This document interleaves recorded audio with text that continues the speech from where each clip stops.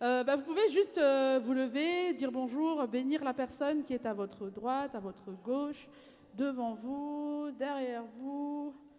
Bonjour, comment ça va? Comment tu t'appelles? Que Dieu te bénisse. Moi, c'est Irina et je suis très heureuse de servir Dieu avec vous ce matin pour lui donner gloire à notre roi des rois. Alléluia.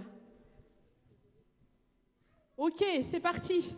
Dans la parole de Dieu, il nous est dit, réjouissez-vous toujours. Réjouissez-vous. Est-ce que vous êtes prêts à vous réjouir cet après-midi? Yes!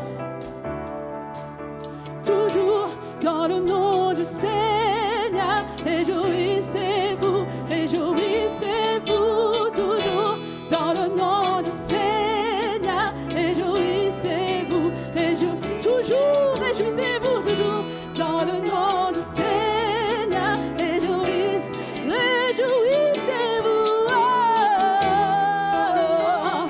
Avec un petit sourire, c'est pas mal, c'est parti. Yeah!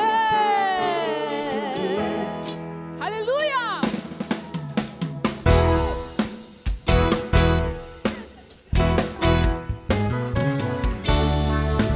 Oh,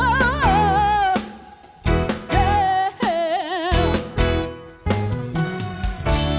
Bénissez Dieu.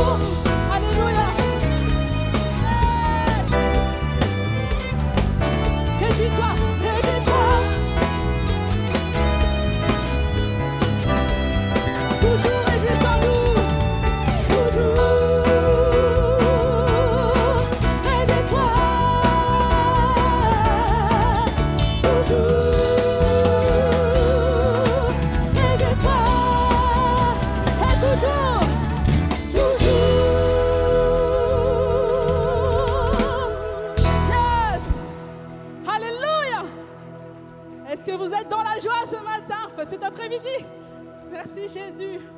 Alors que ton nom résonne en ce lieu. Alléluia. C'est un chant qu'on ne connaît pas encore, que vous ne connaissez pas encore sûrement, mais le refrain est très simple. Il dit juste que le nom de Jésus résonne en ce lieu. C'est parti. Yes.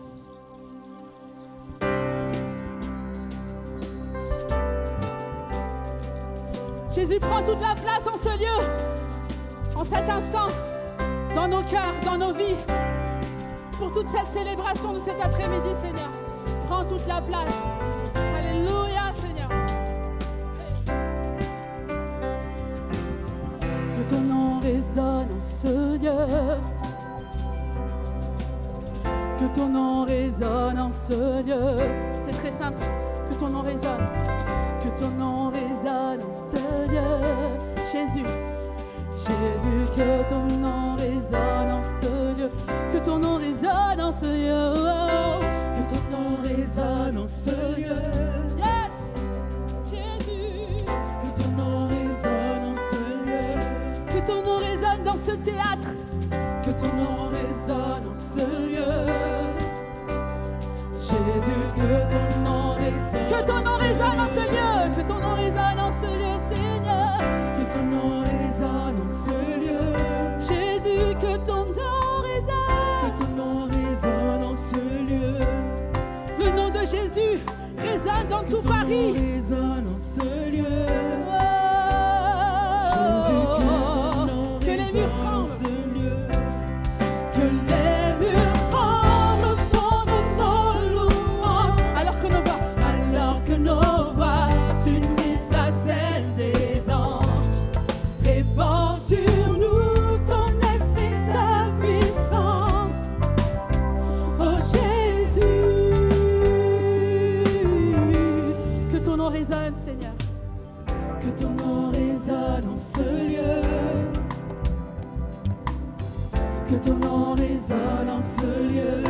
Que ton nom résonne en ce lieu. Que ton nom résonne en ce lieu. Que ton nom, Jésus, que ton nom résonne. que les murs tremblent. Que les murs tremblent au son de nos louanges. Faites trembler les murs. Alors que nos voix s'unissent à celles des anges, répand sur nous ton esprit, ta puissance, Oh Jésus, oh Jésus. que les murs tremblent. Hey, Que les murs tremblent au son de nos louanges. alors que nos voix s'unissent à Alors celles que des nos anges. voix s'unissent à celles des anges, répand sur nous ton esprit, ta puissance, Oh Jésus, oh Jésus. Jésus, nous chantons ton nom en ce lieu. Oui, nous invoquons ton nom. En ce lieu, Oui, nous te proclamons roi. Oui, roi des rois. Hey, tu es Seigneur des seigneurs. en ce Tous ensemble, Jésus.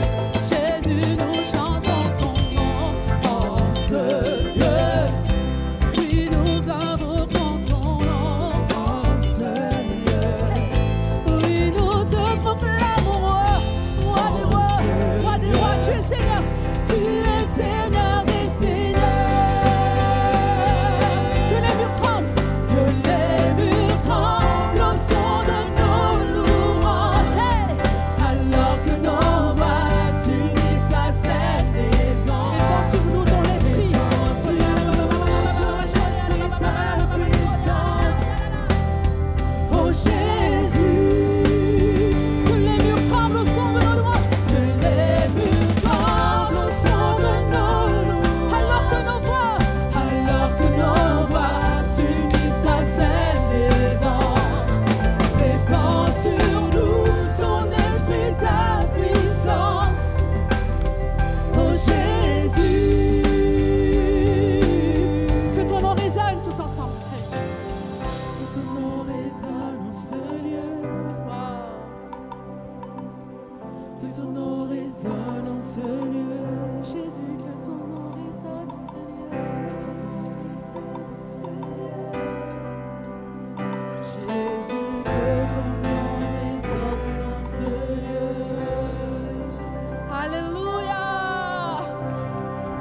nom de Jésus est élevé en ce lieu.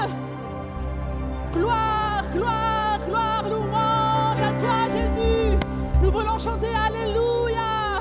Gloire, gloire, gloire, gloire à toi, ô roi des rois, Seigneur des seigneurs. Alléluia. Merci Jésus. Merci pour ta présence en ce lieu. C'est nous, ton Église, ton épouse, qui te louons cet après-midi. Quel privilège de t'adorer, ô roi des rois. Quel privilège de t'adorer, notre Seigneur. Tu es digne de gloire, digne de louange.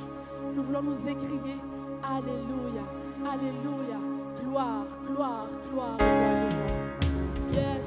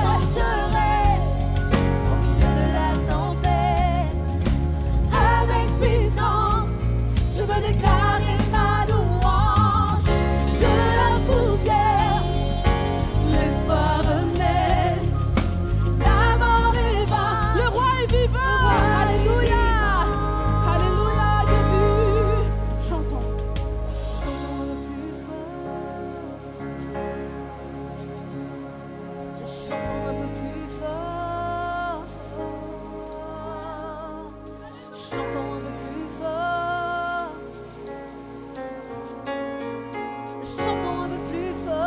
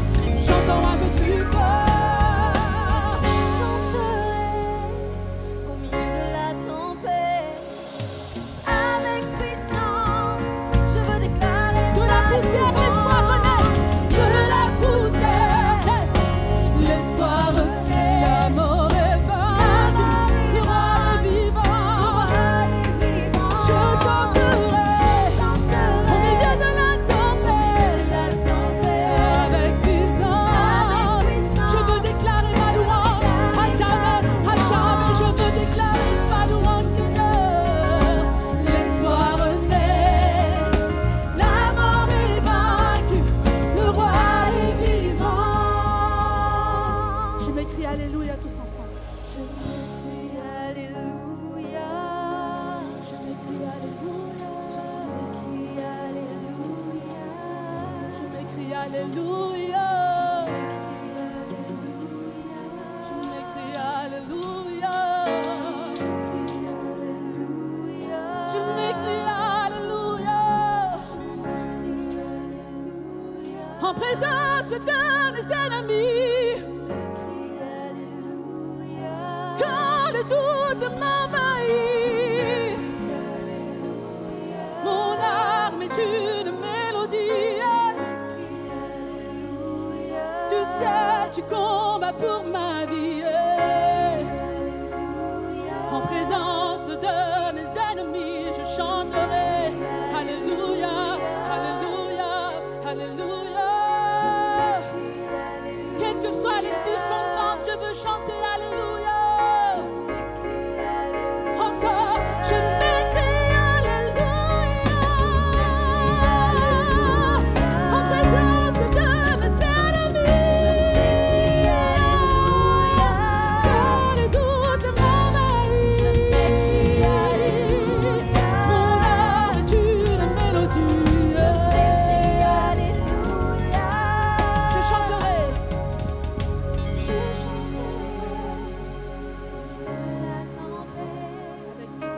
Avec puissance, je déclare ma louange. De la poussière, l'espoir naît.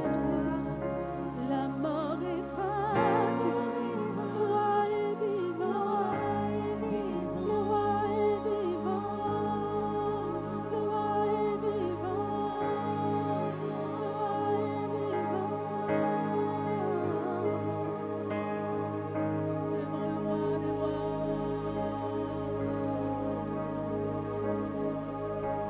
Il est vivant, alléluia. Gloire à toi, Jésus. D'éternité en éternité, nous louerons le nom de Jésus. Vous pouvez acclamer le Seigneur. Acclamons le Seigneur ce matin. Oh. Ton nom est merveilleux, Jésus. Alléluia.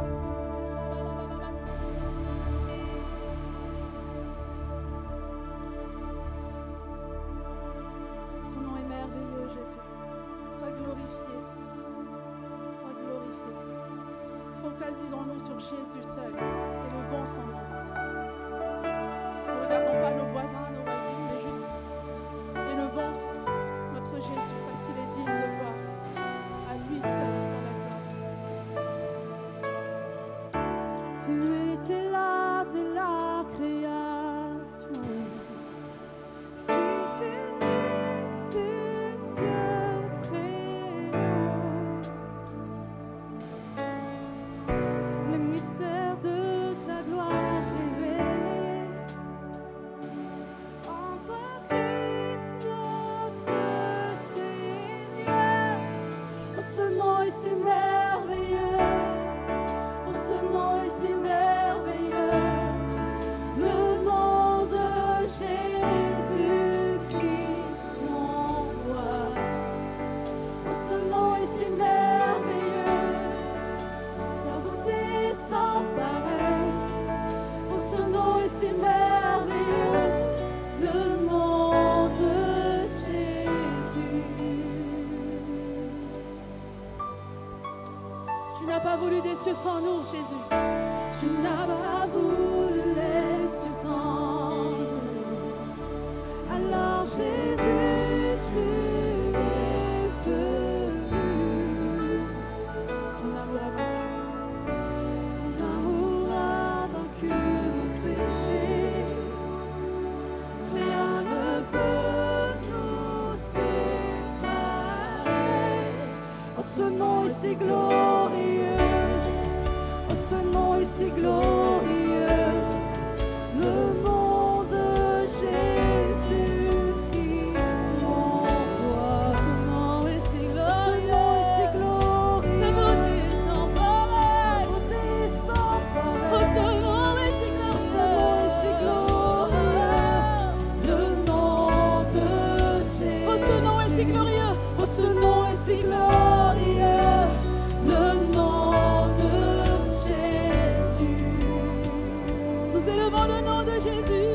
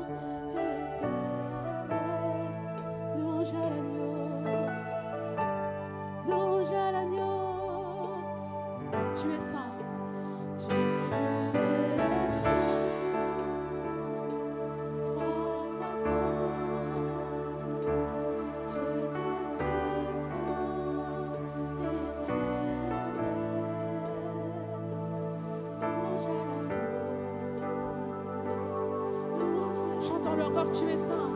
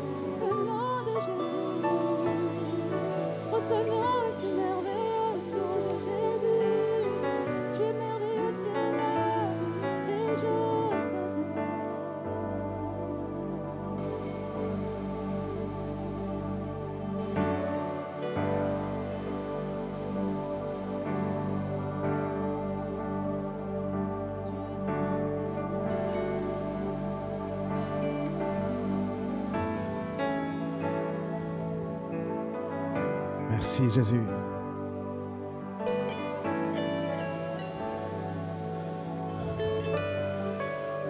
Gardons nos yeux fermés un instant.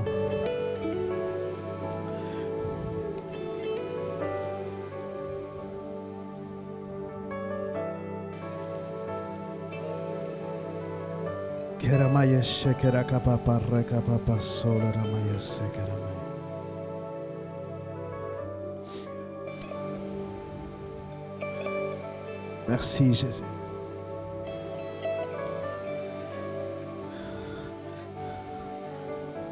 Merci Jésus. Merci Père éternel.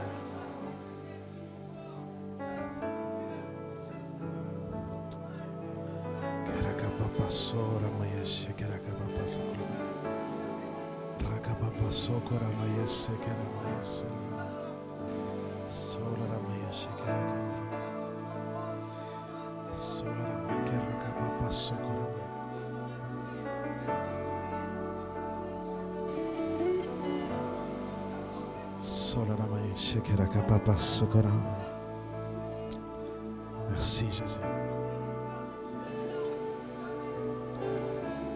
Merci Jésus.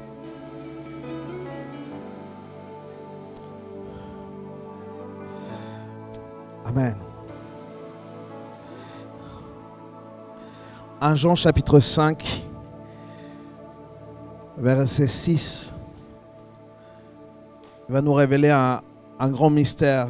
Il va dire, c'est lui qui est venu par l'eau et par le sang. C'est bien Jésus-Christ. Il n'est pas simplement passé par l'eau du baptême, mais outre le baptême, il est passé par la mort en versant son sang. Et c'est l'Esprit qui rend témoignage, car l'Esprit est la vérité.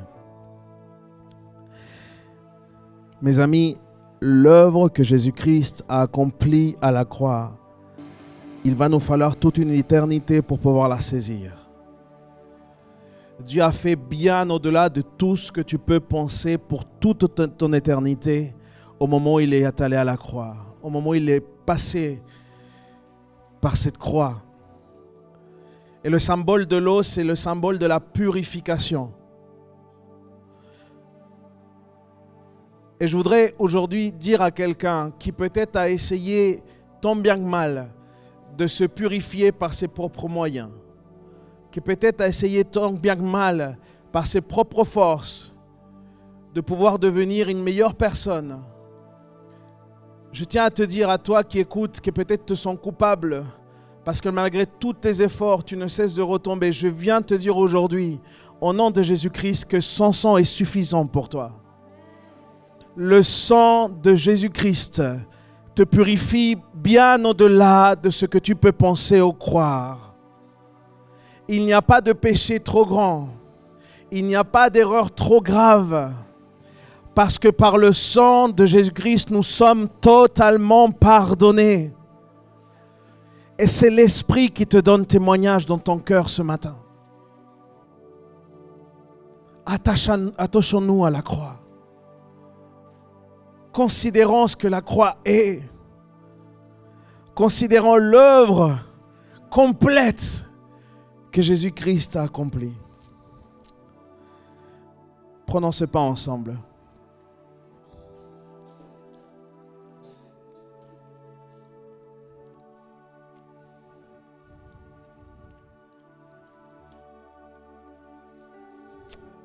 Et symbole de son sang, buvons ensemble la coupe.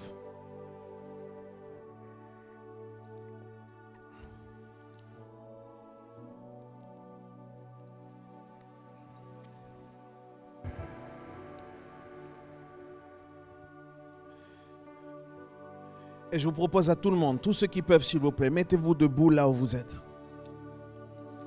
Mettez-vous debout là où vous êtes.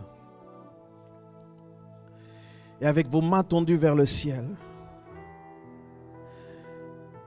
on va s'unir ensemble à dire simplement merci Jésus. Merci pour la croix. Merci parce que c'est toi qui me purifies. Ensemble les amis, élevons tous ensemble notre voix et remplissons ce théâtre de louange et d'adoration vers notre roi des rois. Je ne peux pas le faire à ta place. Et le Seigneur attend l'expression de ton cœur encore ce matin, ce midi. Alors lève tes mains vers le ciel, élève ta voix. Et si tu reconnais que la croix est suffisante, dis-lui, Seigneur, je crois. Je crois, Seigneur, que ce que tu as accompli est ce dont j'ai besoin, et ce dont j'aurai besoin, et ce aussi dont j'ai eu besoin par le passé. Je crois en toi, Seigneur. Merci pour la croix, merci pour la croix. Dis-lui merci, merci, merci. Les mots ne suffisent pas. Nous ne pouvons pas exprimer, Seigneur, à quel point nous sommes reconnaissants envers toi pour le miracle de la croix. Merci, Jésus. Merci, Père éternel, merci. Merci, Jésus.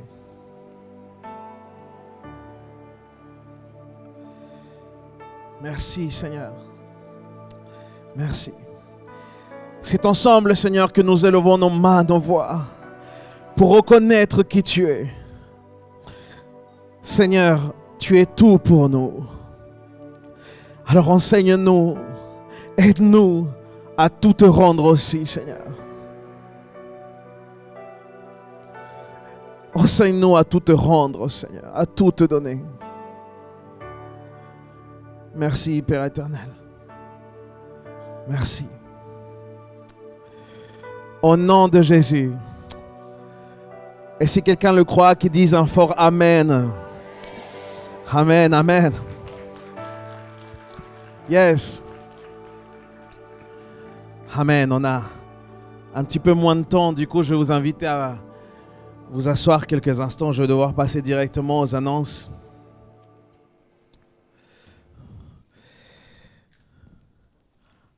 Du coup, je souhaite donner la bienvenue à absolument tout le monde. Y aurait-il des personnes qui sont peut-être là pour la première fois, s'il vous plaît? Juste levez vos mains. Voilà, super. Ok, gardez vos mains levées, s'il vous plaît. On peut les accueillir? Yes, gardez vos mains levées. Merci. On a un petit quelque chose pour vous. Voilà, l'équipe d'accueil, si elle peut venir ici devant. Gardez vos mains levées, s'il vous plaît. Est-ce qu'il y en a là-haut? Ah oui, oui. Bah, ça y est, les bienvenus. On peut encore les applaudir. Bienvenue. Yes. On aura plaisir juste après à vous retrouver ce qu'on appelle le Métropole Café, qui est juste à la sortie du culte. Du coup, prenez donc ce petit cadeau et vous allez pouvoir nous retrouver juste après. À partir du 2 octobre, nous avons la joie de pouvoir retrouver le Cap Ado, c'est le groupe des adolescents de 14 à 18 ans. Et on aura beaucoup de joie à vous retrouver. Donc ça se passe à 14h sur le campus de Bastille. Et ça va être très très important parce que même les personnes, même les ados qui viennent ici au culte dans la matinée peuvent nous rejoindre là-bas à Bastille, c'est l'idée. Donc notez bien le 2 octobre. Et si pour ceux qui peuvent, vous pouvez vous inscrire aussi sur capbastillemono@gmail.com. capbastillemono@gmail.com. Nous rentrons aussi dans ce qui va être la semaine de jeûne et prière sur le thème « Moi et ma famille ». On démarre notre semaine de jeûne et prière jusqu'au 1er octobre. Et comme on le rappelle, il n'y a pas de directive concernant le régime alimentaire. C'est à chacun de voir ce qui lui est possible de faire. Et à l'occasion de cette semaine de jeûne et prière, on démarre aussi cette nouvelle série qui s'appelle « Moi et ma famille ». C'est peut-être pas bien écrit en français, mais c'est bien écrit dans la Bible, rassurez-vous. Et vous pouvez retrouver donc toutes ces informations aussi sur le réseau. Il va y avoir un programme très spécial. Donc n'hésitez pas à aller sur nos réseaux, monégliseaparis.fr ou sur Église Paris Métropole, sur Instagram, Facebook, etc. Il y a aussi la possibilité pour toutes les personnes qui souhaitent s'engager dans le mariage, tous les futurs mariés. Cette formation vous concerne, ça se passe avec Stéphane et Raïsaki. Et ils vous accompagneront pour répondre à 8 questions qu'il faut se poser, 8 questions très concrètes et un accompagnement bien évidemment à se poser pour pouvoir entamer cette vie maritale. Donc ça se passe sur inscription sur notre site internet.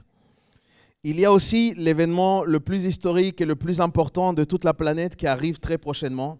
J'ai nommé le Week-end Jap. Eh bien oui, pourquoi vous rigolez? Je pensais que vous alliez applaudir plutôt.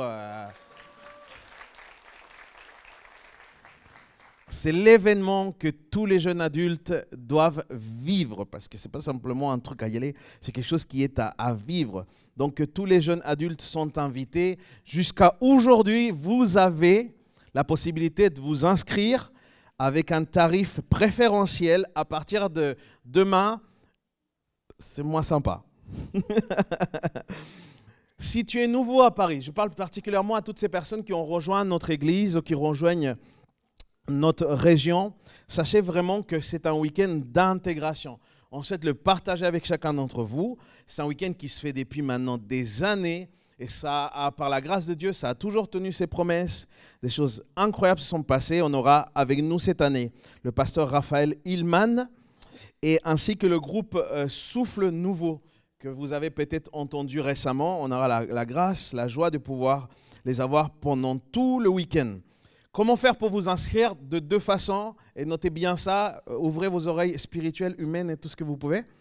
Juste en sortant sur le couloir, il y aura des personnes qui vont pouvoir prendre vos inscriptions ou alors vous pouvez le faire directement sur nos réseaux sociaux, sur le lien en bio de Jab Bastille par exemple pour pouvoir vous inscrire. Enfin, je voulais aussi vous remercier au nom de toute l'équipe pastorale, au nom du CA, pour votre fidélité concernant vos dîmes et vos offrandes. C'est grâce à cela aussi que l'Église peut avancer. Et pour rappel, pour certains d'entre vous et pour tous ceux qui font les dîmes aussi par virement, vous pouvez recevoir jusqu'à 75% de retour sur l'impôt. Voilà, vous pouvez aussi retrouver absolument toutes nos informations, n'oubliez pas, sur nos différents réseaux sociaux. Et pour ne plus tarder plus, je vais vraiment laisser l'opportunité maintenant à notre pasteur.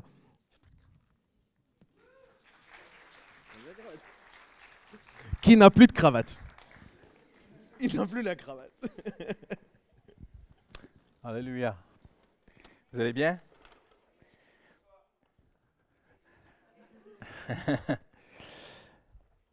Il y a un rhume qui court là. Et c'est à mon tour. Donc ce matin, je suis arrivé avec une veste, une surveste, une cravate. Et plus le temps passe, plus je suis fiévreux là. Alors il n'y a plus de veste, il n'y a plus de cravate, il n'y a plus rien. Mais ne vous inquiétez pas que je vais garder la chemise. Alléluia. Vous êtes avec moi? On va tourner ensemble dans la parole de Dieu, dans le livre de Josué. Le livre de Josué, vers la fin, au chapitre 24, le dernier chapitre du livre. Et nous entamons une série très, très importante à l'Église Paramétropole, intitulée « Moi et ma famille ». On va le faire en équipe pastorale, on va le faire sur tous les campus, parce que la famille est très importante, parce que nous vivons aussi dans des temps où certaines personnes veulent déconstruire tout ce qui existe. Et on ne peut pas déconstruire la famille, parce que c'est quelque chose que Dieu a inventé, amen, que Dieu a créé. Vous êtes avec moi ce matin, après-midi, amen. On a eu un super culte en passant ce matin, ça faisait vraiment plaisir de voir l'Église réunie comme jamais depuis l'après-Covid. Une très, très belle rentrée à l'Église Paramétropole. Hier, on a fait une rentrée avec les GDM. On est en train de vous préparer quelque chose de très, très, très beau. Plusieurs GDM, des groupes dans les maisons. C'est important de se retrouver en petits groupes aussi. Hein. Et il y avait aussi une rentrée sur le pôle prod. Donc, vraiment, toute l'Église reprend vie, fleurit, s'épanouit. Ça fait vraiment, vraiment plaisir de voir tout ça. Et dans tout ce contexte de rentrée, on veut parler de la famille, parce que la famille est très, très importante. Parce que je parle avec des gens autour de moi et j'entends depuis déjà quelques années des gens me dire que dans leur entourage, ils ont des amis qui ne veulent pas avoir d'enfants. Certaines personnes ne veulent pas se marier. Des articles ont été écrits même là-dessus. Des gens se refusent au mariage, se refusent à fonder une famille, voyant le monde dans lequel nous vivons. J'ai des statistiques, je vais les sortir dans les prochains dimanches parce que j'aurais eu trop de matériel là cet après-midi. Mais c'est très intéressant de voir que comme jamais dans l'histoire des sondages, on fait aujourd'hui des sondages sur la fin du monde. C'est impressionnant, hein? Plusieurs sondages sont faits dans l'Occident, en Europe, en Amérique. Plusieurs firmes, sociétés de sondage font des sondages auprès des gens. Est-ce que vous croyez que c'est la fin du monde? Et j'étais très interpellé de voir qu'en Amérique, une grande majorité des Nord-Américains croient que la fin du monde va arriver pendant leur génération. Et je parlais même cette semaine avec quelqu'un qui me disait, tu sais, pasteur, j'ai des amis qui ne veulent pas se marier, ne veulent pas avoir d'enfants. Ils se disent, à quoi bon mettre un enfant au monde, mettre un enfant dans ce monde? Vous comprenez-vous ce que je veux dire? Mais il y a quelque chose dans le cœur de chaque personne. C'est la famille. Dieu l'a mis dans le cœur de chacun d'entre nous. Et moi, je suis un petit peu curieux et donc ne vous asseyez pas à côté de moi dans les transports parce que je vais regarder ce que vous faites sur votre téléphone. J'aime bien faire ça et cette semaine, c'est un peu difficile dans le métro parce que le métro, ça brasse pas mal. Mais dans le RER, c'est un peu plus facile. Cette semaine, j'étais juste bien assis pour qu'une personne ne voit pas que je regarde sur son téléphone. Et très curieux comme je suis, j'aime bien m'asseoir, prier, tout ça. Je priais et je dis, tiens, je vais regarder ce qu'elle voit, ce qu'elle visionne sur son Instagram. Et c'était des boîtes de nuit, des boîtes de nuit, des boîtes de nuit. Ça dansait, ça dansait. Et elle enfilait comme ça. Hein. Elle passait les reels, elle passait les posts, tout ça. Puis ça allait très, très vite. Et puis après, la Fashion Week, excusez-moi mesdames, hein, mais c'est vraiment des trucs de filles. Les vêtements, ceci, cela, les cheveux bouclés, comment faire ses ongles et tout. Que des trucs comme ça. Elle défilait, elle regardait à peine. Et tout à coup, elle s'arrête sur une image. Elle fait un arrêt sur image. Je la vois, elle se bloque, elle s'ouvre les yeux, elle regarde comme ça, et puis elle zoome, et puis elle regarde et tout, machin, nanana. Et puis elle continue, puis elle revient sur l'image. Tiens, elle revient sur l'image. Et puis il y avait des commentaires sous l'image, et puis elle lit tous les commentaires, elle repart, elle revient et tout. Elle est restée très très longtemps sur une photo de famille. Et je me suis dit, est-ce qu'il n'y a pas quelque chose dans le cœur de cette jeune femme, dans le RER, de dire, au-delà de la Fashion Week, au-delà de tout le faste de ce monde, de toutes les lumières, des boîtes de nuit, de la fête, d'avoir des jolis ongles et des beaux cheveux, et toutes ces choses-là, est-ce qu'il n'y a pas aussi dans le cœur de chaque personne le désir d'une famille? Parce qu'aujourd'hui, c'est très, très difficile de parler de la famille. Il y a des familles brisées, il y a des gens qui sont seuls, il y a des familles recomposées, il y a des gens qui ont vécu des choses très, très, très difficiles dans leur vie. Mais la famille est importante pour Dieu. Et j'aimerais vous montrer ce matin, cet après-midi, une vérité très, très simple, une simple vérité pour entamer cette série. Pasteur Mathieu a fait une très belle introduction à la série ce matin et je pense qu'il y a une continuité dans ce que Dieu veut nous dire. Et je veux mettre l'accent sur une vérité, une seule vérité pour débuter cette série sur la famille. Et on la voit dans la Bible. C'est merveilleux parce que la Bible nous dit tout. On n'a pas besoin de chercher le midi à 14h. On a juste à lire la Bible, prendre le temps, tendre l'oreille. On va entendre le Seigneur nous parler. Et je veux vous parler de la puissance de nos décisions. Et le titre de mon message est celui-ci. Dieu ne sous-estime jamais nos décisions. Jamais. Plusieurs le savent, on en a parlé ouvertement à l'Église de plus en plus. C'est un peu ma vie privée, mais il y a quelques années, je suis rentré en contact avec un jeune homme qui voulait s'approcher de Dieu. Et je l'ai rencontré, tous on s'est vu quelques fois, il ne voulait pas donner son cœur à Dieu, il hésitait, tout ça, il bagarrait et tout. Et puis on est arrivé sur Paris Métropole. Et un jour, je reçois ce message sur Messenger. Je ne regarde jamais les réseaux sociaux. Et encore moins quand je vois des noms de code que je ne comprends pas. Je dis, c'est qui ça? Que des lettres bizarres et tout. Il dit, bonjour pasteur. Donc en général, je ne regarde pas, tu sais, ça peut arriver de n'importe où, tu ne sais pas c'est quoi. Et ça me dit, vraiment, ça m'interpelle, ça me dit, va lire un message. Bonjour pasteur, comment ça va? Est-ce que je réponds? Je dis, c'est qui? Et il me dit son nom, il dit, c'est Thomas. Et là, je fais un voyage dans le temps. Je dis, mais oui, ce jeune homme et tout, qui n'a pas donné son cœur à Dieu. Et je dis, comment vas-tu? Il me répond, je sais pourquoi je suis bloqué avec Dieu. Ça c'est vraiment, on va direct au but. Et on se met à échanger ensemble et il me dit comme ça, j'ai rencontré Dieu. Et je viens sur Paris, on va aller boire un café. On va boire un café à la Bastille. Et il me raconte tout, et je suis emporté dans une joie incroyable. Je vais lui acheter une Bible, c'est merveilleux, ce jeune homme commence à suivre Jésus. Et je ne le revois plus pendant 8 mois. Donc la Bible est restée bien, elle a pris la poussière. Et 8 mois plus tard, là on était au mois de janvier, donc même presque un an en fait, 10-11 mois, au mois de novembre de cette année, donc à la fin de l'année, il m'écrit la suite. Lui, il continue ses messages comme ça, il ne dit pas bonjour. Et il me dit... Il dit, je sais pourquoi je suis bloqué avec Dieu. Et je lui dis, pourquoi? Il dit, il y a des choses que je ne veux pas laisser. Ben, je dis, il faut que tu laisses tout. Il faut que tu laisses tout pour suivre Jésus. Mais il dit, quoi? Je dis, tout. Donc, vous comprenez, on se texte. Hein? Et j'ai dit, t'es prêt? Il me dit, oui. Je dis, ah, ben dis donc, là, qu'est-ce que je fais comme pasteur? Mais il dit, oui, je suis prêt à tout quitter. Il dit, je quitte quoi? J'ai dit, tu pars de là où tu es. Je sais qu'il était dans un mauvais contexte, la ville et tout, les relations, il était. Je dis, tu quittes tout ça. Et j'ai dit, je réfléchis pas en fait. J'ai dit, viens vers là où j'habite. Et il me dit, OK. Je dis, tu as besoin de quoi? Et il me dit, j'ai besoin d'un travail et d'un appartement. Ah bah oui. Fallait penser. Je dis, OK. Je dis, on va prier. Donc, on est en train de préparer un très beau livre de ce que Dieu a fait dans sa vie et des choses que je peux vous partager seront vraiment très prochainement publiquement. Et on l'a baptisé à l'église dernièrement, ce jeune homme. Mais lui, il s'est découragé ce soir. Ce soir-là, il s'est découragé. Il dit, on va prier. Ouais, je connais le langage un peu des chrétiens. Ça veut dire que le pasteur ne peut pas m'aider.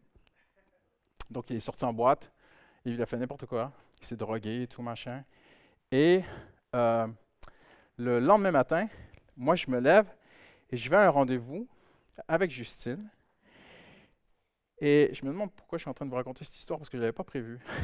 Mais je pense que le Seigneur veut que je la raconte. Et je me trompe de chemin. Et j'arrive face à face avec un camion BTP et ça me dit très très fort dans mon cœur, arrête cet homme.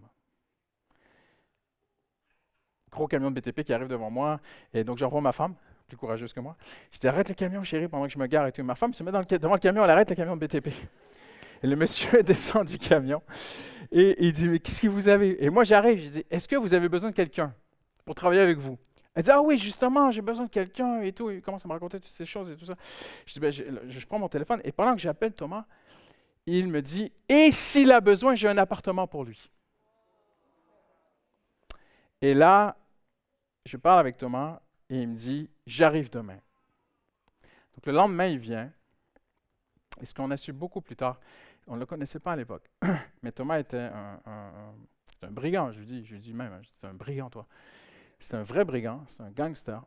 Il avait développé des réseaux de drogue dans plusieurs villes en France. Et ce jour-là, il avait le choix entre venir creuser des trous pour une société de BTP avec une pelle. OK, il faisait 8 000 € par jour, passer au SMIG.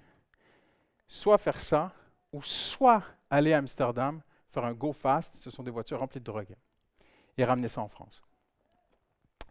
Et il a fait le choix de ne pas aller à Amsterdam et de venir creuser des trous.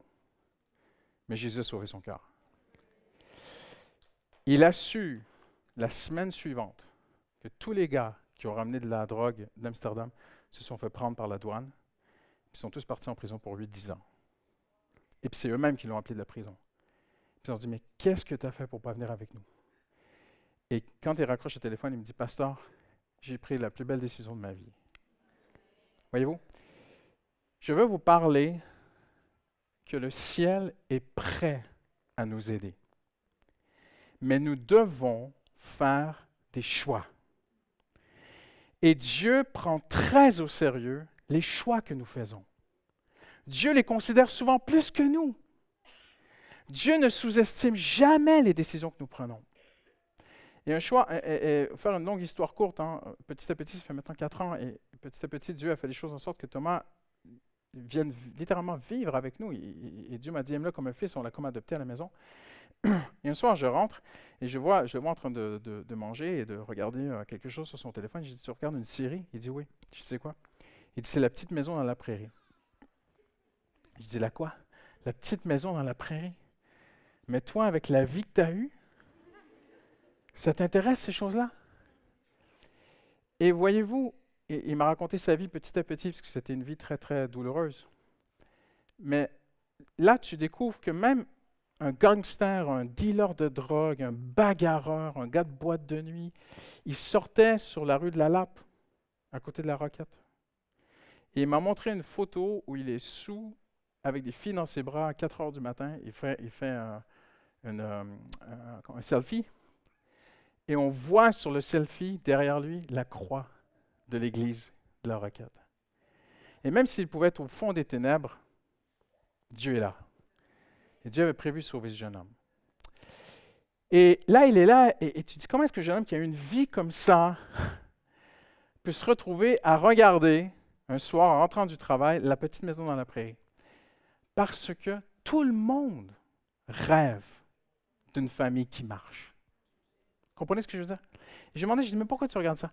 Il dit, parce que j'aime cette série, pasteur. Cette série, elle a des valeurs. On vit dans un monde sans valeurs. C'est une famille normale. Moi, j'ai une famille complètement dysfonctionnelle. Et quand je regarde ça, je vois le père de famille qui est brave. Là, vous inquiétez pas, je vais prêcher l'abbé, je ne vais pas prêcher La petite maison à la prairie. Et tu vois quelque chose qui ressemble à une famille assez normale. Parce qu'au cœur de chacun d'entre nous, il y a ce désir de faire partie ou de fonder ou que Dieu répare ou que Dieu restaure afin que tu aies une famille normale qui va bien. Donc, normal, ça veut dire quoi? C'est qui s'aligne à une norme, en fait. Mais la norme, c'est la parole de Dieu. Et j'aimerais vous montrer cet après-midi une vérité tellement simple. Je suis complètement loin de mes notes et je veux vraiment juste laisser le Seigneur diriger mon cœur cet après-midi. J'aimerais vous montrer une vérité qui m'a percuté. Parce que j'ai dit, Seigneur, on lance une série qui s'intitule « Moi et ma famille ». Donc, il faut commencer par le commencement. Il faut aller voir ce verset où Josué dit « Moi et ma maison, nous servirons l'Éternel ». On va aller le voir, ce verset, parce que la série commence là, n'est-ce pas? Donc, on va commencer au commencement. Et on découvre en fait que la première vérité essentielle pour une bonne famille, ça commence avec une décision. Et tout le reste de ta vie, ce sera des décisions. Et la première vérité que Dieu veut faire sortir sur la famille, parce que c'est la grande déclaration classique que les chrétiens de longue date connaissent, tout le monde connaît ce verset, « Moi et ma famille, nous servirons l'Éternel ». Mais que nous dit le texte? Quelle vérité émerge essentiellement de Josué ici? C'est simple. En fait, Josué est à la fin de sa vie. Il a devant lui un peuple de jeunes. Donc, si vous êtes moins jeune comme moi, ne vous inquiétez pas, on peut être jeune de cœur, OK? Il n'y a pas de problème. Mais il parle à des jeunes, en fait. Parce que si on recule un peu en arrière, il y a eu une génération qui est sortie de l'Égypte. Vous êtes avec moi? OK, ça va? Vous me suivez? Moïse a libéré le peuple d'Hébreux d'Égypte. Ils sont arrivés au désert et devaient passer à travers le désert pendant quelques semaines. Ça ne devait pas être très, très long. Mais la Bible dit qu'ils furent incrédules et n'ont pas cru. Et le mot incrédulité, ce n'est pas la même chose que d'avoir des doutes ou des combats dans ta foi. Hein? Ce n'est pas la même chose. Le mot incrédulité signifie littéralement un choix de ne pas croire. Non, je ne croirai pas en Dieu. Et c'est le choix que ces gens ont fait dans le désert. Alors Dieu leur a dit, après toute la gloire, après avoir vu tant de témoignages de la puissante, glorieuse présence de Dieu parmi eux, ils disent, non, si on va en Égypte, ils vont nous manger. Et vous savez ce qu'ils ont dit? Je paraphrase cet après-midi. Ils ont dit, il y a des géants là-bas. Et même, si vous regardez, ils exagèrent. Ils ont des remparts, il y a des villes, ils ont des remparts qui montent jusqu'aux cieux. Mais non, les remparts ne montent pas jusqu'aux cieux. Vous exagérez. Voyez-vous? Et ils vont dire, et même ils disent à Moïse, mais là-bas, il y a des méchants, il y a des géants terribles, et les géants vont manger nos enfants, tu vois. Et Dieu leur dit, eh bien, je vais vous montrer ma gloire. Parce que vous avez été incrédules, vous n'allez pas rentrer en Canaan, vous allez mourir au désert. Et ce sont vos enfants dont vous avez dit qu'ils allaient mourir, ceux qui vont vivre et ceux qui vont conquérir. Il reste 2 hommes de toute cette génération, Josué et Caleb. Tout le monde est mort. Donc, il faut vraiment s'imaginer, avant de lire le texte, un peuple de jeunes. Ils ont tous moins de 40 ans. Et 2 vieux. Pasteur Christian, Pasteur Mathieu. Et le reste, c'est des jeunes. On a Caleb et on a Josué. Et le reste, c'est que des jeunes. Et là, ils vont conquérir pendant des années ensemble Canaan. Et Josué arrive à la fin de sa vie. Et il les prend. On ne pouvait pas prendre tout Israël dans une réunion à l'époque. Donc, quand vous voyez que ça dit qu'on a convoqué Israël, souvent, en fait, on convoquait les maires, les chefs et des tribus, tout ça. Ils venaient. Donc, c'est le leadership d'Israël qui est là. Et Josué, il leur dit une seule chose. Il leur dit, au verset 14, je vais mettre mes lunettes, hein? Je suis le vieux Josué, là. Maintenant, craignez l'Éternel, servez-le avec intégrité, fidélité, faites disparaître les dieux que vos ancêtres servaient. Ça, c'est leurs parents. De l'autre côté de l'Euphrate et en Égypte. Et servez l'Éternel. Mais si vous ne trouvez pas bon de servir l'Éternel, choisissez aujourd'hui. Vous remarquez ce qui sort du texte? Choisir, faire un choix. Choisissez aujourd'hui qui vous voulez servir. Donc, en passant, personne ne te sert, tu es au service. OK? Les idoles ne nous servent pas. L'argent ne te sert pas, c'est toi qui es au service de l'argent. Mammon, tout ça. On n'est pas au service. Dieu n'est pas à ton service, nous sommes au service de quelqu'un. Et il dit, mais choisis qui tu vas servir. Soit les dieux que vos ancêtres servaient de l'autre côté de l'Euphrate, soit les dieux des Amoréens dans le pays desquels vous habitez. Quant à ma famille et moi, nous servirons l'Éternel. Et là, on arrive sur le grand classique. Et Josué dit simplement ceci. Il faut que tu fasses un choix. Et ce qu'on remarque, c'est qu'ici, et partout à travers la Bible, Dieu ne sous-estime jamais quand tu prends une décision. Dieu te prend au sérieux. Et souvent dans la Bible, la seule chose que Dieu te demande, c'est de prendre une décision et de t'y tenir et d'être ferme. Même si tu es ébranlé, même si ça te coûte, même si tu perds, même si tu es seul, même si tu sembles être complètement déficitaire de ta décision, Dieu dit, tiens-toi fidèle à la décision de me suivre, le reste m'appartient, dit le Seigneur. C'est moi qui vais prendre soin de toi. C'est moi qui vais ouvrir le chemin, c'est moi qui vais faire les choses. La seule chose que je te demande, et c'est ça que Josué leur dit, prenez une décision. Pourquoi? Parce que vos parents qui sont sortis d'Égypte ont été incrédules. Pourquoi ils ont été incrédules? La Bible explique pourquoi. La Bible dit qu'ils cachaient des idoles. Tu sais, il y a des idoles qui peuvent être immenses comme un théâtre ici. Il y a des idoles que tu peux cacher au fond de ta poche. Et ils avaient toutes sortes d'idoles à l'époque. Ils avaient des grandes, des moyennes. Ils pouvaient mettre des idoles dans le jardin, des idoles dans la cuisine. Ils avaient des idoles de toute taille. Et ils avaient des petits téraphimes, des petites figurines. Hein, on disait en Afrique des gris-gris que tu mets dans tes poches. Toutes sortes d'idoles. Et il est écrit que quand ils sont sortis d'Égypte, ils les ont emportés. Ils n'ont pas pu emporter les grosses idoles, mais les idoles étaient dans leur cœur. Parce que qu'est-ce qu'ils ont fait avec le veau d'or? Ils ont fait eux-mêmes le veau d'or. Le veau d'or était dans leur cœur. Ils avaient envie de ce veau d'or. Et ils avaient dans le fond de leur poche, dans leur tente, dans leur bagage, ils avaient caché des idoles. Et les idoles, en fait, toutes les idoles du monde entier ont un seul dénominateur commun, mon ego, moi, me faire plaisir à moi. Et parce qu'ils avaient gardé cette idole dans leur vie, ils n'ont pas pu croire en Dieu. Parce que tu sais, l'Évangile marche seulement lorsque tu fais un choix ferme de ne pas avoir de compromis. Vous êtes avec moi cet après-midi? L'Évangile ne fonctionnera pas si tu donnes 99% à Dieu. Et si tu gardes 1%, Dieu voit le 1% caché et l'Évangile ne fonctionnera pas. Ça ne marchera pas.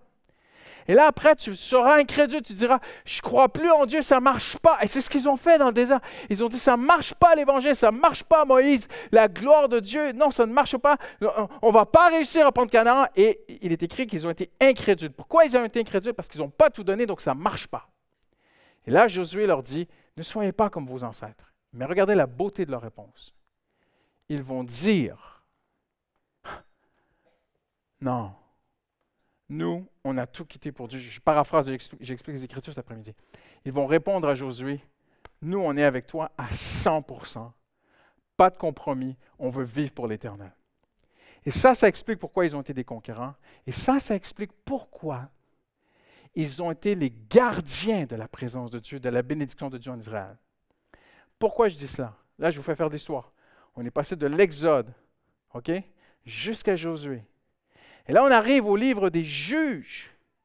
Et ces gens-là qui ont dit à Josué, nous, on est à fond, on est à 100% avec Dieu, à un moment donné, ils vont mourir. Et il est écrit dans le livre des Juges, lorsque toute la génération de Josué sont décédés, et qu'il n'y avait plus personne en Israël qui avait conquis, une nouvelle génération se leva, une génération qui ne connaissait pas l'Éternel. Et là, ils se retournaient directement à leurs idoles. Donc, voici la bonne nouvelle. Ils ont dit à Josué, nous, on a fait un choix. Ce n'est pas 99,9%, c'est 100% pour Jésus. Et la simplicité de ce choix a fait de ces gens-là, bien et parfaitement, on le sait, mais a fait de ces gens-là des conquérants de Canaan. Et a fait de ces gens-là les gardiens de la présence de Dieu et de la bénédiction de Dieu sur le peuple pendant les jours de leur vie. Pourquoi tout ça? Pas parce qu'ils le méritaient, pas parce qu'ils étaient meilleurs que qui que ce soit, parce qu'ils avaient pris une décision solide, ferme. Et c'est la seule chose que Dieu demande de toi. C'est la seule chose qu'il exige de toi et de moi. Dieu nous prend au sérieux. Mais s'il voit qu'on n'est pas sérieux, ça ne va pas marcher. Mais si Dieu voit que je suis entier dans mes décisions, Seigneur, je te suivrai quoi qu'il en coûte. Ça va te coûter quelque chose. Mais quand le quoi qu'il en coûte va te rattraper, tu vas tenir et à un moment donné, Dieu va t'honorer. Et Dieu a toujours honoré les gens qui ont été fermes dans leurs décisions. Quelqu'un dit amen aujourd'hui.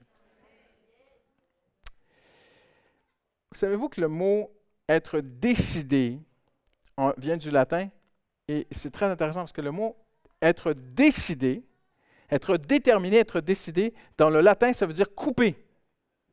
Couper. Pour être décidé, il faut que tu te coupes de quelque chose. Il faut que tu quittes une mauvaise relation. Il faut que tu quittes une mauvaise influence. Il faut que tu cesses de fréquenter certains lieux. Il faut que tu cesses de gérer ton argent d'une certaine façon. Il faut que tu cesses de parler d'une certaine façon. Il faut que tu cesses de penser d'une certaine façon. Il faudra que tu te coupes de quelque chose pour prendre une décision à 100% pour Dieu. Si tu le fais, Dieu fait le reste. C'est comme ça l'Évangile. La seule chose que Dieu nous demande, c'est soyez décidés. Et c'est ça que Josué dit. Josué dit, choisissez. Vous êtes entouré d'un monde d'idoles. Et je vous dis, ici dans Paris, en France, et dans la génération que nous vivons aujourd'hui, nous sommes entourés d'un monde incroyable. On ne peut pas calculer le nombre d'idoles qui nous entourent, qui nous invitent à les adorer. Des sportifs, n'importe quoi. Des stars, des people. Et à un moment donné, une vraie décision pour Dieu implique que tu te coupes de quelque chose. Tu coupes cette chose. Être décidé signifie couper. Jacques nous dit, un cœur partagé est instable dans toutes ses voies. Impressionnant, hein? Voyez-vous l'importance d'être décidé? Un cœur partagé, et on ne fera pas le contexte ici dans Jacques, mais Jacques dit explicitement, la seule chose que Dieu demande de base pour commencer, pour construire une famille, ou reconstruire une famille, ou rebâtir une relation, ou rebâtir une relation entre toi et tes parents, ou qui que ce soit, peu importe ce qui se passe dans ta famille, tout commence par une décision décidée. Mais Jacques dit, le cœur partagé, passe trop sur, oui Seigneur, mais, il ne faut pas qu'il y ait de mais. Le cœur partagé devient instable dans toutes ses voies. Et après, Jacques dit que cette personne ne s'attende pas à recevoir quoi que ce soit de Dieu. Rien. Donc, il n'est pas question ici d'être saint, d'être parfait, de prier beaucoup, de faire ceci. Non, non, non. Il n'est pas question ici de faire des bonnes œuvres. Ne pensez pas que Dieu te demande de faire des bonnes œuvres pour qu'il te réponde. La seule chose que Dieu te demande, c'est d'être décidé. Une vraie décision dans ton cœur. Et parfois, et là, on entre dans une semaine de jeûne et prière, mais je vous dis, il y a des gens, malheureusement, et j'espère que ce sera personnel à l'Église, mais il y a des gens qui ne sont pas décidés dans leur cœur, mais vont faire toute la semaine de jeûne et prière. Ils vont jeûner pour rien, ils vont prier pour rien parce que leur cœur n'est pas décidé. Et tu peux faire beaucoup de choses pour essayer d'être agréable à Dieu. Et la Bible dit, parce que le cœur n'est pas décidé, que cette personne ne s'attend pas à recevoir quoi que ce soit de la part de Dieu. Et je vous dis aujourd'hui, dans le monde évangélique, merci Seigneur, parce que j'espère qu'il n'y a personne comme ça à l'Église, mais dans d'autres milieux, il y en a, des gens qui tapent par terre au sol en priant pendant des heures. Quelqu'un qui m'a dit que dans son Église, une sœur dormait sur le sol pour convaincre Dieu, ne voulait plus dormir dans son lit. Elle voulait tellement que Dieu lui réponde, elle a dit, je vais dormir par terre jusqu'à ce que Dieu me réponde. 3 ans plus tard, Dieu n'a toujours pas répondu. Pourquoi? Parce qu'un cœur partagé est instable dans toutes ses voies et que cette personne ne s'attend pas à recevoir quoi que ce soit de Dieu. Mais mes amis, quand le cœur est décidé, Dieu agit. Quand le cœur a pris une vraie décision, Dieu bouge, Dieu sauve, Dieu restaure, Dieu pardonne, Dieu guide, Dieu ouvre la voie. Lisez Ésaïe 26, ça dit qu'on parle de quelqu'un qui a pris ses décisions devant Dieu. Ésaïe 26, c'est quelqu'un qui est décidé, on va le voir dans un instant. Ésaïe 26, c'est quelqu'un qui est vraiment résolu dans son cœur d'aller avec Dieu. Et la Bible dit, alors Dieu fait un chemin nivelé pour cette personne. Wow! Et même Ésaïe 26 dit que cette personne, même si elle se sent faible intérieurement, Ésaïe 26, c'est écrit ce que je vous dis. Même si cette personne se sent faible intérieurement, se sent, on dit en anglais needy, se sent dans le besoin et humble et pauvre, Dieu dit, le simple fait que tu es quelqu'un de décidé, tu marcheras sur tes ennemis. Wow! Tu verras tes ennemis tomber jusqu'à mordre la poussière, dit le Seigneur, Ésaïe 26. Une seule condition dans Ésaïe 26, être décidé. Être décidé. À la vie, à la mort, tu me coupes les 2 bras, tu me coupes la tête, moi je suis Jésus, je vais jusqu'au bout, même si je suis seul, même si tous mes collègues parlent contre le patron, même si toutes mes copines vont voir des saletés au cinéma, je n'irai pas. Je veux un cœur pur pour Dieu. Même si tout le monde rigole sur des téléséries d'horreur, non, pas moi. Même si je suis seul. Et parce que tu es décidé, le Seigneur va même te donner la force d'honorer ton vœu. Je veux suivre le Seigneur, la force vient de Dieu. Ésaïe 26 dit que Dieu est la source d'une force éternelle. Ça veut dire que même si tu dis, Seigneur, je veux vivre pour toi, mais je n'ai même pas la force. Je n'ai pas le contexte. Peut-être que tu es en visite ici aujourd'hui, que tu passes par Paris, que tu n'es même pas d'ici, et tu te dis, mais moi je vais rentrer dans un contexte où il y a tout pour que je ne suive pas Dieu. La seule chose que Dieu te demande, c'est d'être décidé. Le Seigneur va te donner la force. Il y a en Dieu une force pour l'éternité, la Bible dit. Wow! Hallelujah! La force, elle vient de Dieu. La seule chose que Dieu te demande, sois décidé. Moi et ma maison, nous servirons l'Éternel. Pasteur, je n'ai pas encore de famille, mais maintenant tu prends cette décision. Moi et ma maison, nous servirons l'Éternel. Josué était décidé. Quelqu'un dit Amen aujourd'hui. Je regarde avec vous quelques textes très importants, on va terminer là-dessus. Regardez Isaïe 26. À celui qui est ferme dans ses dispositions, tu assures une paix parfaite. Pas une paix parfaite. Dites avec moi une paix parfaite. Ah, il y en a 3 qui l'ont dit. Seigneur Jésus, je prie pour eux. Il n'y a que moi qui brûle pour la parole de Dieu, ce n'est pas possible. À celui qui est ferme dans ses décisions, tu assures une paix parfaite. Dites avec moi une paix parfaite. Une paix parfaite. Hallelujah. Tu ne peux pas avoir mieux. Tu ne peux pas avoir mieux. Voyez-vous, j'ai fait beaucoup d'erreurs dans ma vie. Et j'ai fait beaucoup d'erreurs dans ma vie. Mais j'ai découvert que les principes de Dieu marchent. J'ai découvert que quand j'ai pris des décisions pour Dieu, envers et contre tous, à la vie et à la mort, pour le meilleur et pour le pire, Seigneur, j'y vais avec toi, que Dieu a honoré. Pas des initiatives personnelles, hein, des obéissances, des actes d'obéissance. Et quand j'ai quitté le Canada, à l'époque, c'était en janvier 2006, on avait un temps de jeûne et prière ensemble, et quelques pasteurs. Il y avait une sœur qui était là, elle est décédée aujourd'hui, c'est vraiment une femme de Dieu. Et après le temps de jeûne et prière, non, devant tous les pasteurs, elle se lève, elle me pointe comme ça, puis elle me prophétise dessus. Et elle dit, parce que tu es ferme dans ta décision de quitter le Canada et d'aller en France, par la foi, personne ne m'envoyait, personne ne m'accueillait en France. C'est un long processus, une longue décision, difficile à prendre, mais d'obéissance à Dieu, je n'ai pas le temps d'en parler aujourd'hui. Et elle dit, parce que tu es ferme dans ta décision, le Seigneur t'assure la paix.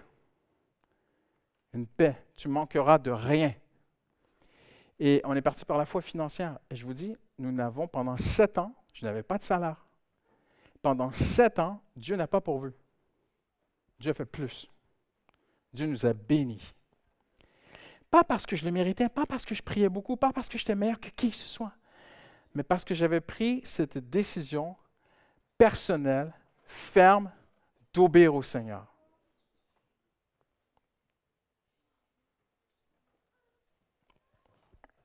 Vous êtes avec moi? À celui qui est ferme dans ses dispositions, tu assures une paix parfaite, car il se confie en toi.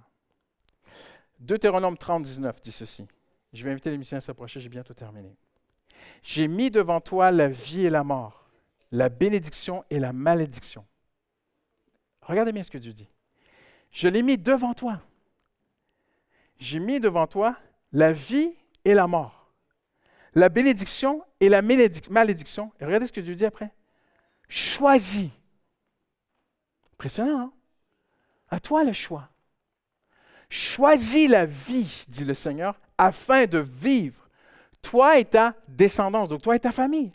En aimant l'Éternel ton Dieu, en lui obéissant, en t'attachant à lui, oui, c'est de lui que dépend ta vie, dit le Seigneur. Wow! Je vais juste vous montrer 3 choses en terminant aujourd'hui. Notre héritage du passé n'est pas irréversible. Peut-être que tu es ici aujourd'hui, tu dis, oui, mais pasteur, si tu avais eu ma vie, mon héritage, si tu savais d'où je suis venu, qui je suis et comment j'ai grandi et tout, comment est-ce que je peux espérer, moi, un jour avoir une belle famille, une bonne famille? Comment est-ce que je peux espérer, moi, avoir une famille qui glorifie le Seigneur? Les musiciens peuvent s'approcher, s'il vous plaît. Eh bien, pense à ce jeune homme qui a à peu près 16 ans, d'après les meilleurs commentateurs bibliques. Ce jeune homme est chez lui, l'ennemi rentre, détruit tout, tue ses parents, tue tout autour de lui. Ses parents sont des gens qui ont cru en Dieu, mais qui n'y croyaient plus, qui mélangent tout et n'importe quoi. Ses parents font partie de ceux qui disaient « Mangeons, buvons, car demain nous mourrons ». Et on dit que sur les toits des palais d'Israël, on brisait les derniers tonneaux de vin pendant que Babylone rentrait pour détruire la ville de Jérusalem et que les gens se disaient, les riches se disaient « Mieux vaut mourir ivre, ça fait moins mal ». Et une génération même qui a fait de la sorcellerie, tout ça. Et tu te dis, tu regardes le jeune Daniel de 16 ans, tu te dis, mais on le fait esclave. Il va marcher des mois dans le sable et aller jusqu'à Babylone, devenir esclave le reste de sa vie, orphelin, il n'a plus de famille. Il subit les conséquences des décisions de ses parents. Lui, il n'a rien à voir dans cette histoire. Lui, il a tout en lui pour être en colère contre Dieu, Daniel. Il a tout pour échouer sa vie.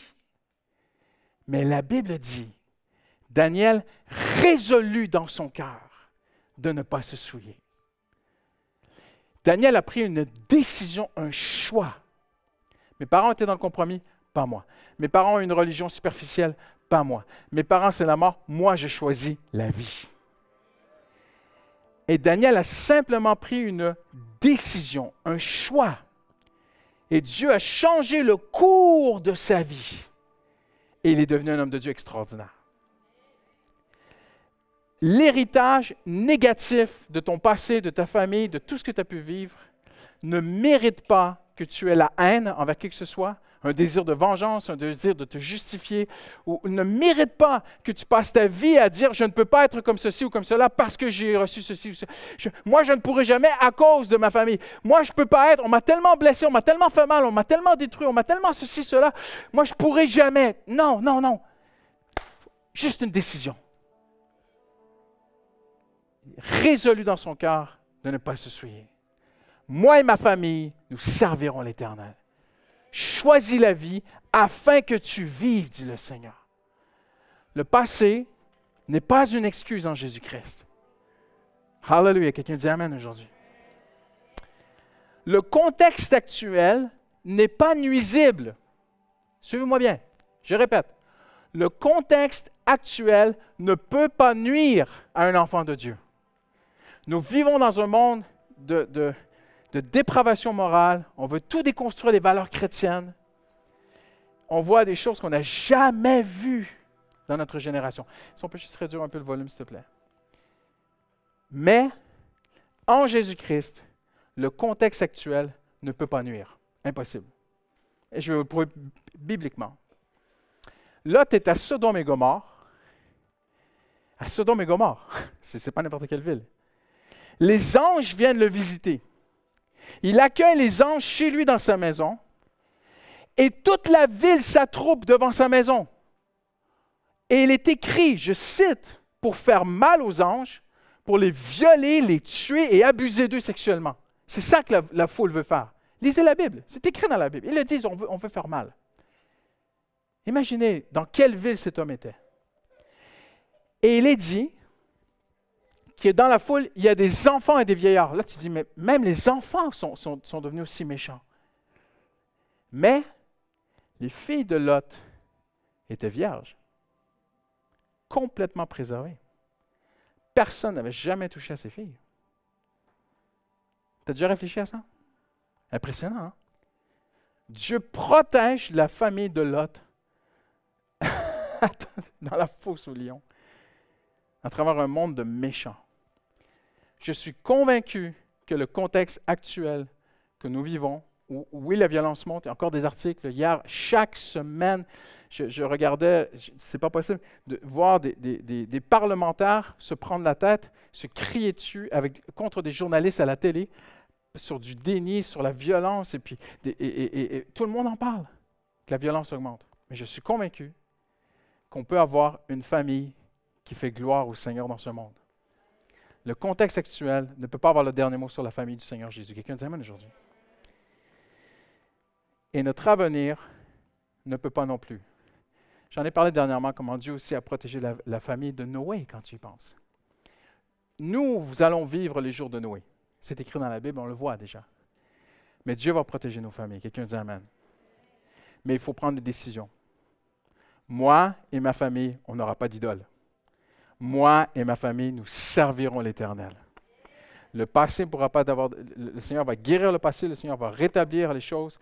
Le Seigneur il va prendre soin de toi malgré ton passé. Le Seigneur va prendre soin du présent. Le Seigneur va prendre soin du contexte. Le Seigneur va prendre soin de l'avenir. Le Seigneur prend soin de tout. Et regardez ce que Isaïe dit.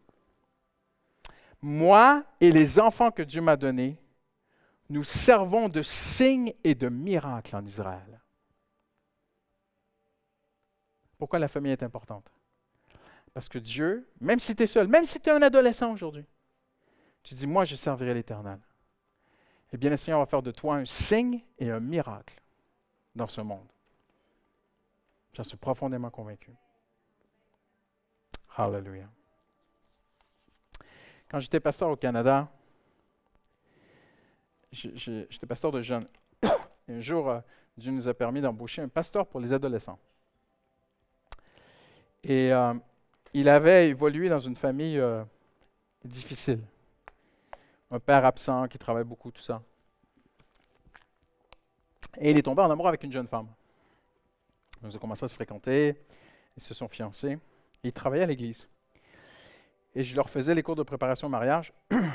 Et un jour, je passe devant son bureau, il me dit « Christian, rentre dans mon bureau, est-ce que je peux te parler? » Et on s'assoit. Et je le vois vraiment perturbé. Il dit « Comment vais-je faire pour fonder une bonne famille? Il y a tellement de choses que je n'ai pas reçues, que je n'ai pas appris, que personne ne m'a jamais enseigné. Comment vais-je faire? » Et il se met à sourire.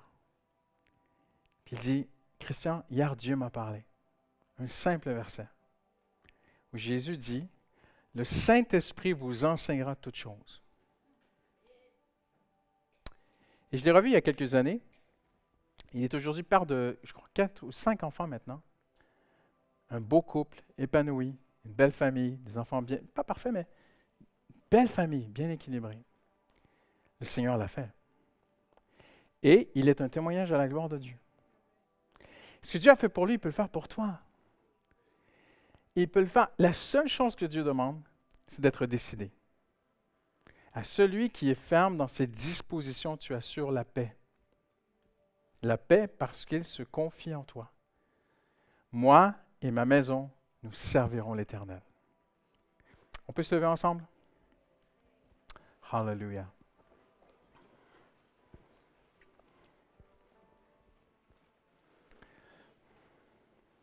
J'aimerais juste que tu puisses prendre un instant cet après-midi pour prendre une décision là où tu es.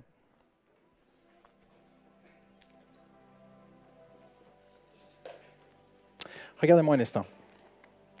Juste vous montrer à quel point Dieu prend au sérieux nos décisions.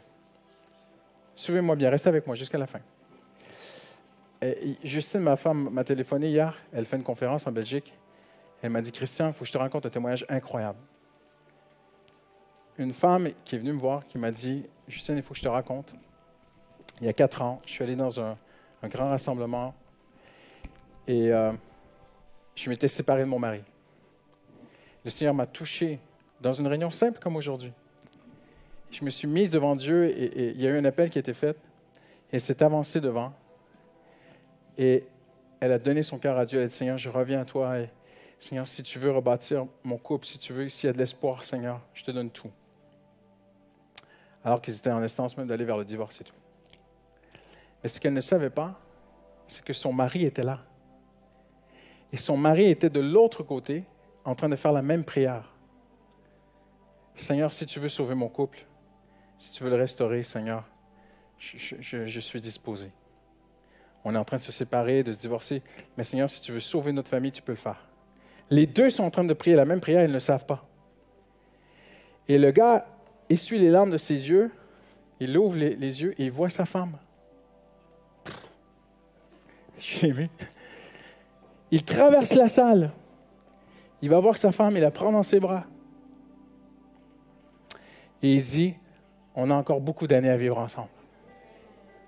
Il y a 4 petits derrière cette histoire. 4 gamins. Sauvés. Sauvés.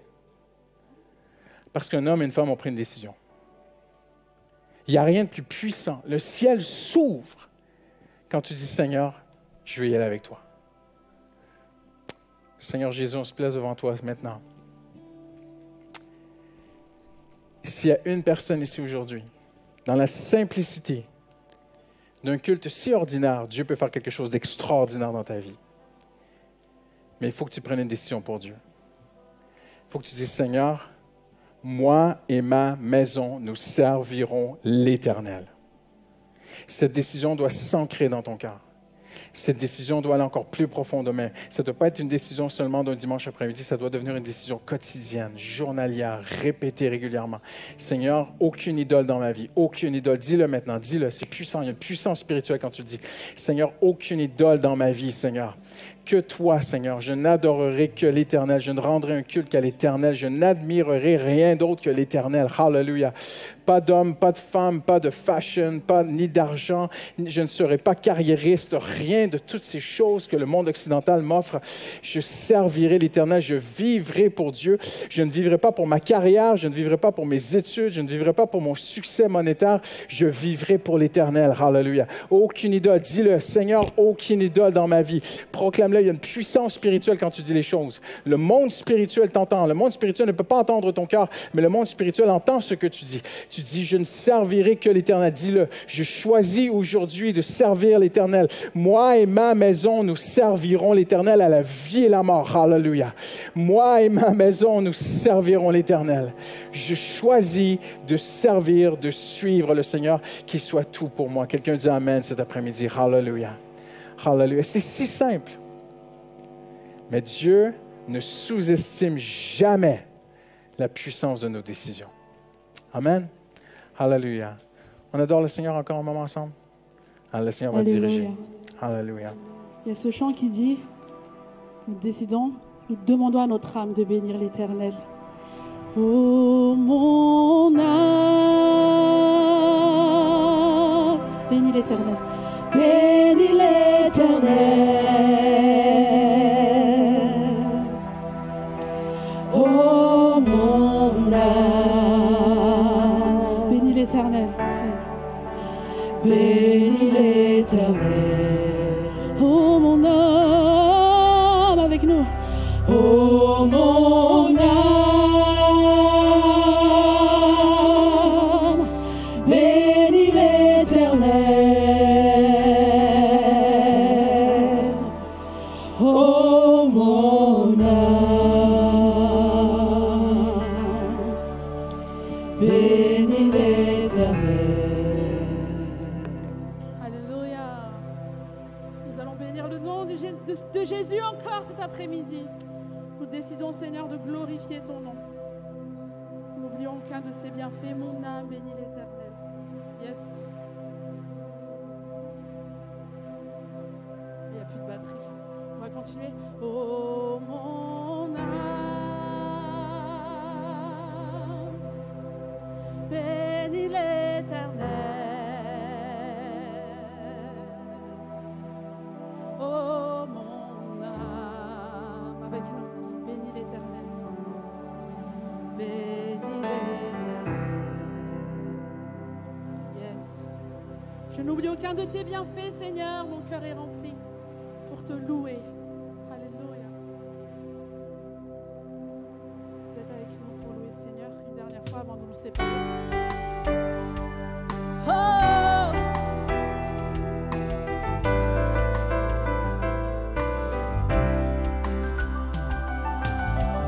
Mon âme bénit l'Éternel et n'oublie aucun de ses bienfaits.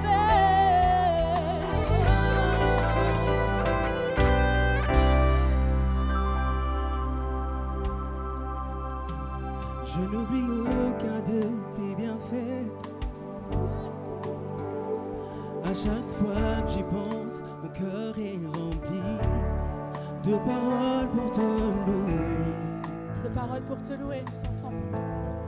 De paroles pour te louer. Je n'oublie aucun de tes bienfaits. Je n'oublie aucun de tes bienfaits. Jésus, à chaque fois que j'y pense, mon cœur est rempli de paroles pour te louer. Quand tout va mal, oh mon âme, pourquoi t'as battu? Même au milieu de la tempête, il est là. Quand tout va mal, oh mon âme, pourquoi t'as battu? Même au milieu de la tempête, il est là. Moi je le louerai encore. Encore une fois. Moi je le louerai encore.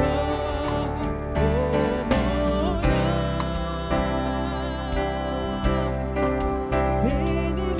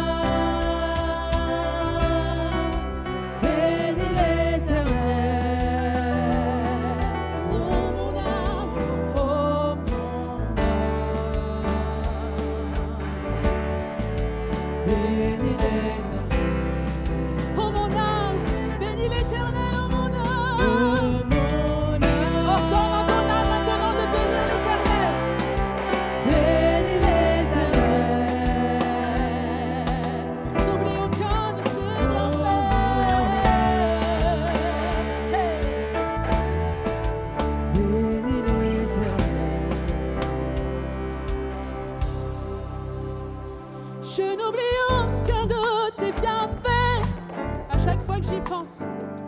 À chaque fois que j'y pense, mon cœur se remplit de paroles pour te louer. Quand tout va mal, oh mon âme, pourquoi t'as battu? Même au milieu de la tempête, il est là, moi je le louerai encore. Hey! Moi je le louerai encore. Oh mon âme, décidons-le maintenant, bénis l'Éternel.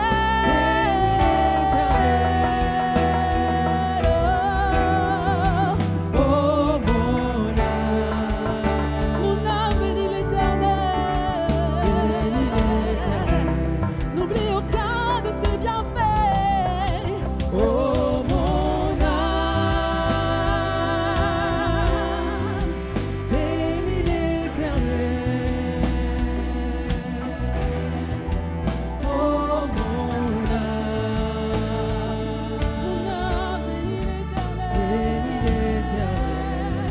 Oh mon âme,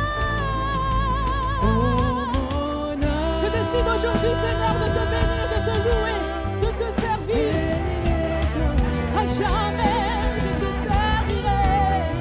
Moi et ma maison, nous te servirons. N'oublie aucun de ses bienfaits. Oh mon âme, bénis l'Éternel. Alléluia. Oh mon âme, bénis l'Éternel.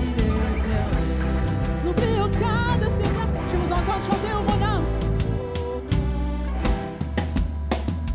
Yes.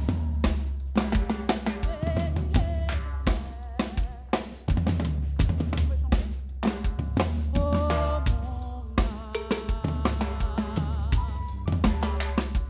bénis l'Éternel.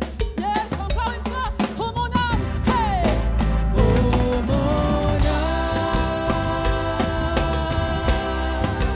bénis l'Éternel.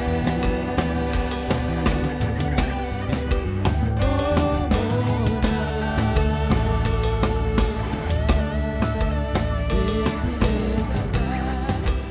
âme, bénis l'Éternel.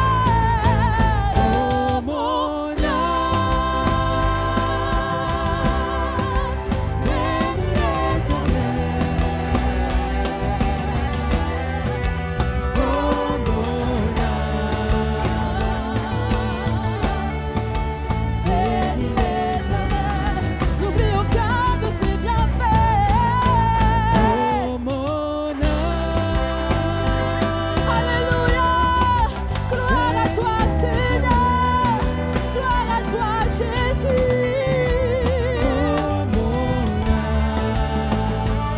Oh mon âme, bénis l'Éternel. Encore à vous, oh mon âme, hey, oh mon âme. Oh mon âme, bénis l'Éternel.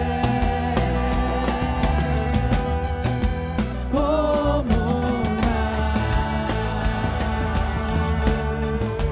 bénis l'Éternel. Alléluia.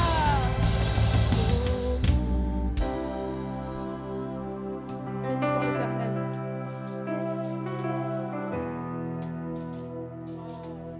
Oh mon âme.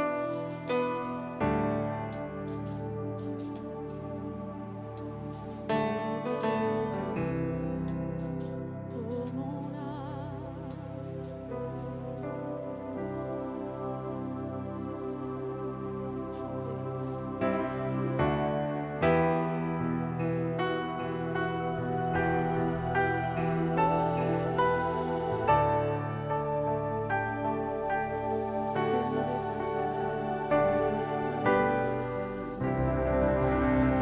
Alléluia. On va faire un dernier chant de réjouissance. Rejoice. Alléluia. On va chanter une dernière fois un chant pour se réjouir. Et je Je vous souhaite à tous après une bonne semaine. À Dieu soit la gloire. Alléluia. Parti. Réjouissons-nous dans le Seigneur. Quand vous voulez.